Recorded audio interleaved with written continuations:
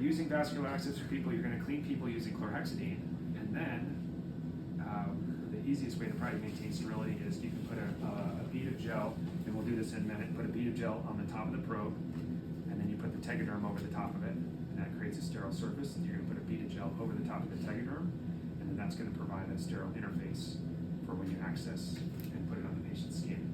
You just got to remember, you got to keep it off the bed and have it some sort of semi-sterile process. Usually what I do is I open this halfway. I'm going to open this because we're going to do it anyway, and you can see the difference. So what I do is I'll put my probe on, put this on, and then I'll just put it in here so it's covered, and then set it down, and then I'll get set up for everything else. And so this maintains the sterility. You only need it on the patient's skin surface. That's probably the best way if you're really trying to maintain sterility. Okay, let's just say this is an arm. We'll say it's the right arm. And so where am I going to put this probe? Who's going to tell me? Right, goes that way. So Well, this if is the gonna patient's be, facing so you. let's just say I'm the patient, and this is my right arm. Oh, then we'll go like how it is right now. So it's going to be just like that, right? So when you put this on the probe, I always start 90 degrees, and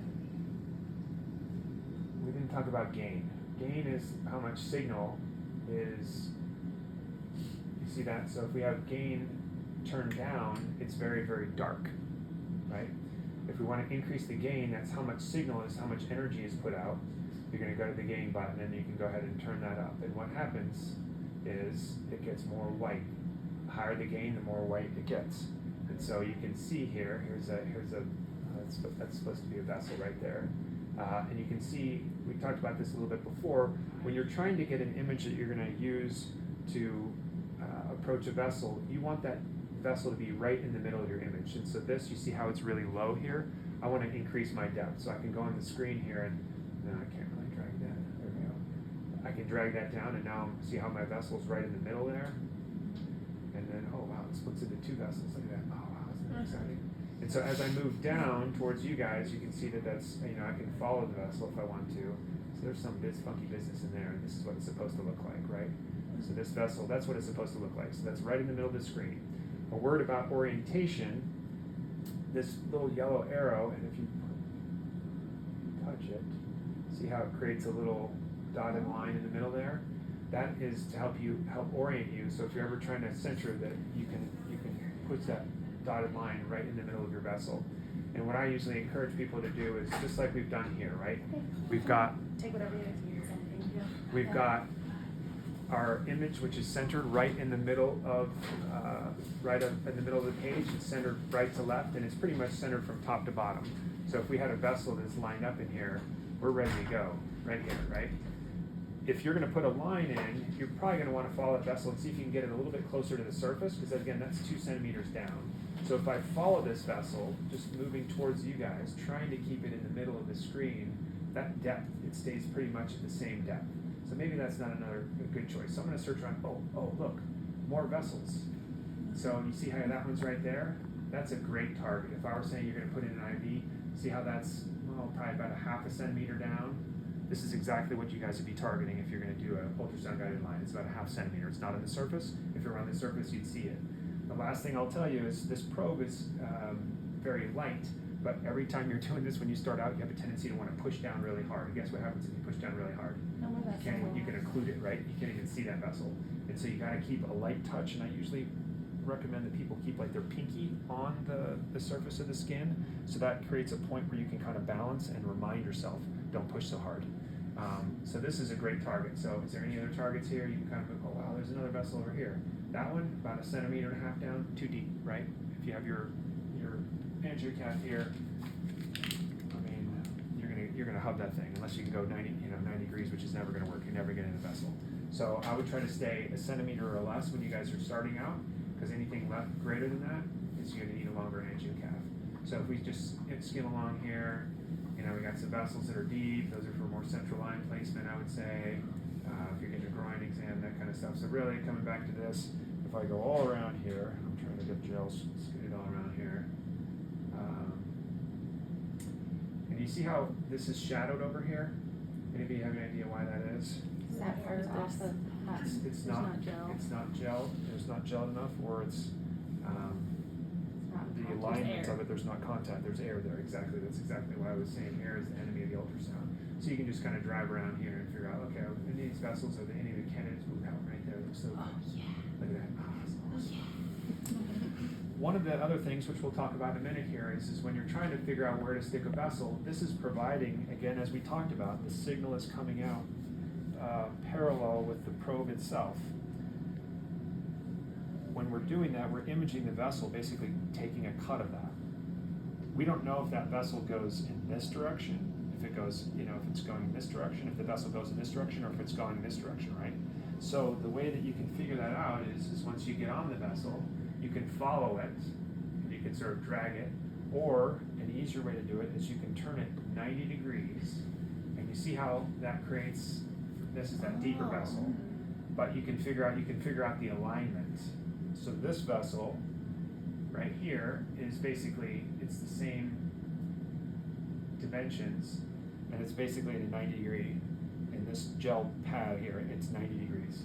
So I can tell you that it goes from here to here because it all appears uniform. When you look at somebody's, the body, that's not way, how it is. Like vessels, they don't go like this in every orientation. Sometimes they're like this, sometimes they're like this, sometimes they come together. There's a Y, and so you want to stay away from those. But if you can get the orientation when you're sticking your needle in, you can follow that direction. You want to go obviously parallel with the course of the vessel. If you try, that's the number one reason why you miss on this is because you can see the vessel, awesome, everything's great, but your orientation's off. You come in and you stick right through the wall and you go straight up and it doesn't feed. So that's a way that, and we'll do that. We'll take a look at somebody here in real time so we can figure that out. Cool. Additional questions? It's actually helpful because you can see the vessels, and so it's good to understand. You can scan where you can see is always easiest. So this is your left arm. Towards his right. So towards his right side. Yep. And we're gonna look at this. Okay. So if you're doing this, what are you gonna do about your depth? I'm I'll gonna let you make it drive. smaller because it's like right there. Oops. Well, let's try it again. Ma'am, oh, there we go. We always knew Brett was superficial. Yeah, I am very superficial.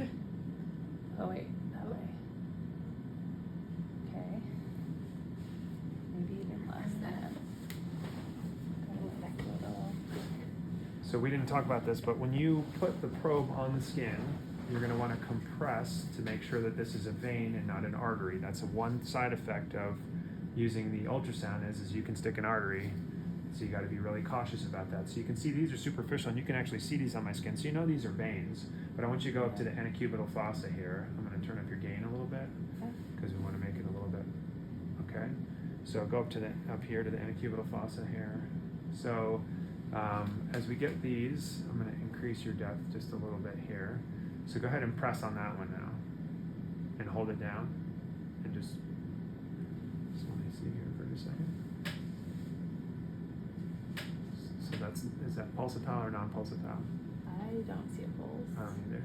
So keep looking around and see if you can find an artery. Let's try that one. There you go. There it is. Okay. If you stick a needle in that will shoot blood across the room. Generally not good.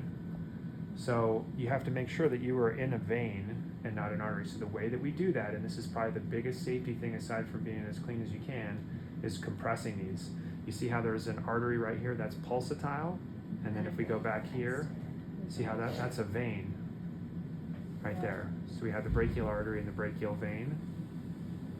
So you could stick something in that, but would you ever aim for that? Would I advise you to? No. No. Because if you miss and you stick it in that, blood's gonna go all over the place. So you gotta be super careful. So I would say, antecubital fossa is not a bad choice. You can start looking for the basilic vein, or that is gonna be the cephalic, or it's gonna turn into the cephalic vein as you were really lateral there. But go ahead and compress that one. Okay. Non-pulsatile. So you can see that's right there. But so say, okay, that's out of, you already blew that up and that's full of fluid. Where else are you gonna go here? Probably go over here. You could, because you can see that one. That's a giant vein, right? Yeah. So Or- if you can't get that without the ultrasound, I feel here. sad, but yeah.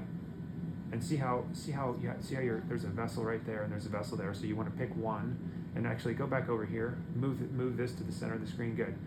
Look at this. So let go. Light pressure as possible. and center those. So you have a vein here, and then you have a very tiny venule here. Would I suggest that you try to get that one? No, because that's very, very small. But these other ones are definitely adequate targets. So try to center one and see which one you'd go for. A little bit more nuanced.